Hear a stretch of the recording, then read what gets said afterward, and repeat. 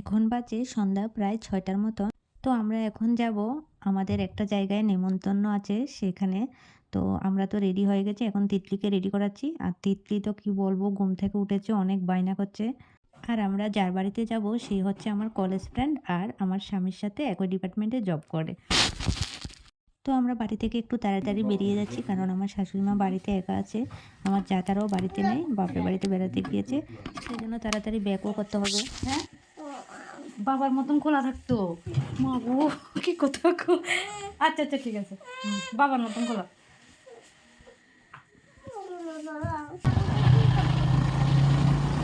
বেবিটা গেলে অনেক কিছু। তো আমরা এখন চলে এসেছি ওদের বাড়িতে।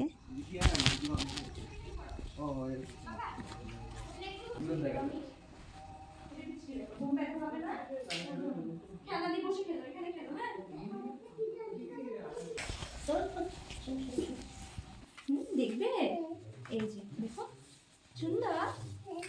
আর এদিকে আমার মেয়ে তো এসে সব খেলনা নিয়ে বসে গেছে, যেহেতু ওদের বাড়িতেও একটা বেবি আছে, ওর থেকে 3 বছরের বড় হবে।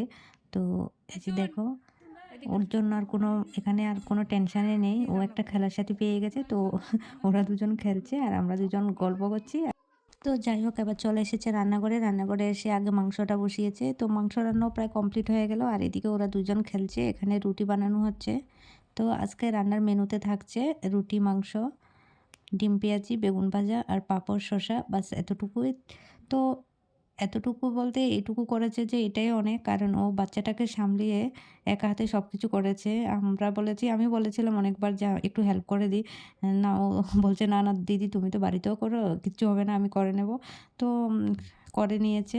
তো সবাই রুটি মাংস খেয়েছে আর আমি খেয়েছি ভাত। তো তো আমাদের খাওয়া দাওয়া শেষ, এখন আমরা চলে যাব বাড়িতে। ভেবেছিলাম 9টার মধ্যে বাড়িতে ঢুকে যাব, কিন্তু 9টার মধ্যে আর বাড়িতে ঢোকা হলো না, ওদের বাড়িতেই 9টা বেজে গেল। তো যাই হোক, ভিডিওটি যদি ভালো লাগে লাইক কমেন্ট অবশ্যই করবে। সো টাটা, বাই বাই, দেখা হচ্ছে নেক্সট ভিডিওতে।